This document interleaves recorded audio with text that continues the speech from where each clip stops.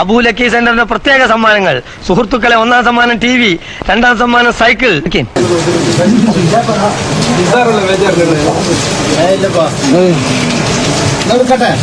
താൻ പ്ലാൻ ചെയ്ത എല്ലാ പരിപാടികളും കുളമായിട്ടുണ്ട്. ഇനി ഇതെങ്കിലും എനിക്കൊന്ന് ഭംഗിയായിട്ട് ചെയ്തു തരണേ. എല്ലാരും എന്തോന്നാ തപ്പിക്കളിക്കുന്നത്? എന്റെ കയ്യിൽ നിന്നൊരു ഗുളിക താഴെ വീണു. അത് തിരയായിരുന്നു. പോയി കാശ് പോയി. മുഹമ്മദ് സാഫി, വയനാട്. വിശ്വസിക്കാവോ? അപ്പൊ ഫസ്റ്റത്തെ ഞാൻ എടുത്തിട്ടുണ്ട്. പക്ഷേ എന്തോ ഒരു വശക്കേടില്ല. ഇതിലെന്ത് സൂത്രമാ നീ കലക്കിയത്? പല തന്തക്ക് പറഞ്ഞ പരിപാടി ഇന്നേ വരെ ചെയ്തിട്ടില്ല. ഒരാളെ നയാ പൈസ ഇന്ന് വരെ തിന്നിട്ടുമില്ല. എന്റെ സംഗതി നേരെ വാ നേരെ പോ എന്നുള്ളതാണ്. ഈ കൈകൾ മാർപ്പാപ്പയെ പോലെ പരിശുദ്ധമാണ്. ഇന്ന് നേരം പോലത്തെ ഇതുവരെ നിങ്ങൾ എല്ലാരും പാടഞ്ച പച്ചർച്ചിന്നു.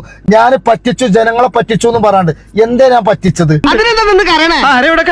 പിന്നെ സാറിന് അറിയാലോ, ഞാൻ മറ്റേ പരിപാടിയൊക്കെ നിർത്തിയിട്ട് 2 വർഷമായി. അങ്ങനെ ഫെവിക്കൂള് അല്ലെങ്കിൽ പിന്നെ സൂപ്പർ കൂള് ഒട്ടിച്ചുകാണ്ട് അതിന്റെ അടിയിൽ ഒട്ടിച്ചു വെച്ചിക്കാണ്. അത് മുഖ്യമായിട്ടും ഈ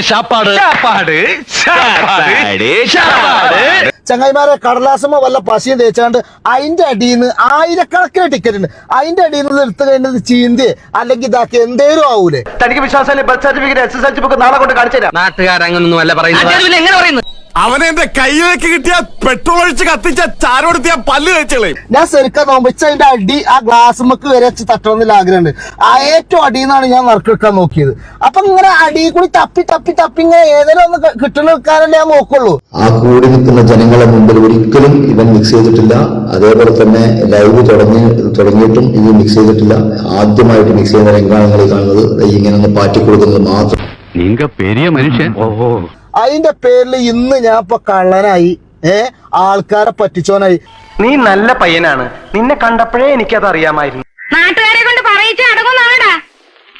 പിന്നെ ഞാൻ എന്ത് ചെയ്യണമെന്നാ? ഞാൻ അവന് കൊടുത്ത രൂപ മരത്തിൽ നിന്ന് പറിച്ചെടുത്തതല്ല. ഹലോ എന്താ നല്ല സന്തോഷത്തിനാണല്ലോ. ടിക്കറ്റ് ഇങ്ങനെയുള്ള കിട്ടിയിരുന്നത്. അത് സംശയമില്ലാത്ത കാര്യം. എന്താ അല്ല, ഇവര് പറഞ്ഞ സ്ഥിതിക്ക് അക്കാര്യത്തെ പറ്റി സംശയിക്കേ വേണ്ടത്. ഇയാളെ ഇനി നമ്മൾ വിശ്വസിക്കൂല.